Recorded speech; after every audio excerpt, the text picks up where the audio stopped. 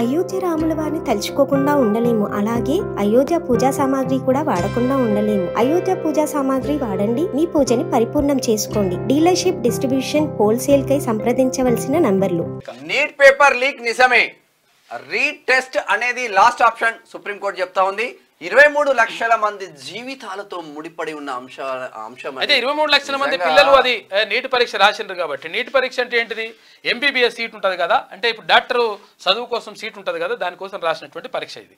అయితే ఈ పరీక్ష రాసిండ్రు, మరి రాసిన తర్వాత పేపర్ లీక్ అయింది. మరి పేపర్ లీక్ అయితే 23 లక్షల మంది రాసిండ్రు. అయితే ఇప్పుడు ఇది 67 మందికి ఫస్ట్ ర్యాంక్ వచ్చింది. ఫస్ట్ ర్యాంక్ అంటే 100 మార్కులు వచ్చినాయట ఒక్కొక్కరికి. అయితే ఎట్లా వచ్చినాయి రా బాబు అంటే పేపర్ లీక్ అయింది. పేపర్ లీక్ అయిన తర్వాత వాళ్ళు బట్టి పట్టించేసి ఒకటి ఏ అంటే 1 ఏ 2 బి ఇట్లా అని ఇట్లా చెప్పుకుంటూ వచ్చినట చెప్పిస్తే అట్లా మార్కులు వచ్చినాయి. అయితే ఇది కొంతవరకే పరిమితమైందా అంటే ఈ ర్యాంకులు వచ్చిన వాళ్ళ వరకే పరిమితమైందా, లేకపోతే దేశవ్యాప్తంగా ఇదంతా కూడా పేపర్ నిజంగా ఒకవేళ అట్లా వెళ్తే మాత్రం పరిస్థితి ఏంది అని చెప్పేసి సుప్రీంకోర్టు అడిగిందంట. మ్యాక్సిమం మళ్ళీ రీటెస్ట్ పెట్టకుండా చూడని చెప్పేసి అంటా ఉందంట. ఎందుకంటే చాలా మంది పిల్లలు మళ్ళీ రాయాల్సి వస్తుంది అని చెప్పేసి అంటుంది అంటే సుప్రీంకోర్టు చెప్తా ఉంది.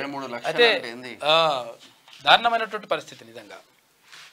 నీట్ పేపర్ లీక్ అయిందనేది తేలింది, ఇది ఒప్పుకోవాల్సిన విషయం. కానీ ఆ క్వశ్చన్ పేపర్ ఎంతమందికి చేరింది, ఎంతమంది ఆ లీకేజ్ తో లాభపడ్డారు, ఇప్పటి వరకు ఎంతమందిని గుర్తించారు, పేపర్ లీక్ తో ఇంకా లాభపడ్డ వాళ్ళు ఎవరైనా ఉన్నారా, ఈ కేసులో ఇంకా తప్పు చేసిన వాళ్ళను గుర్తించాల్సి ఉందా, పేపర్ లీక్ తో లాభపడిన విద్యార్థులపై ఎలాంటి చర్యలు తీసుకున్నారు, ఎంతమంది రిజల్ట్స్ ను హోల్డ్ లో పెట్టారు, వీటన్నింటిపై సమగ్ర దర్యాప్తు జరగాలి. సుప్రీంకోర్టు చెప్పినటువంటి మాట వాస్తవం. కాకపోతే ఏంటంటే ఒక రిక్వెస్ట్ ఏంటంటే మీరు అంటే ఇదంతా పేపర్ లీక్ అయిందని తెలిసిన తర్వాత కూడా రద్దు చేస్తే తప్పేముంటది, దాన్ని రద్దు చేయాల్సిన అవసరం ఉందని చెప్పేసి దేశవ్యాప్తంగా నిరసనలు వెలువెత్తాం.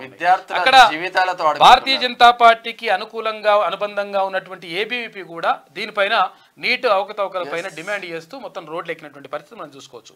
కాబట్టి 100% దీనిపైన నిర్ణయం తీసుకోవాల్సిన అవసరం ఉంది కేంద్ర ప్రభుత్వం కానీ. తర్వాత సుప్రీంకోర్టు కూడా దీనిపైన సానుకూలంగా స్పందించాలి. అవకతవకలు జరిగినాయని తెలిసిన తర్వాత కూడా మళ్ళీ దాన్నే కొనసాగిస్తే మాత్రం కరెక్ట్ కాదని చెప్పి చాలా మంది అంటున్నారు. చాలా మంది పిల్లలు కష్టపడి చదివితే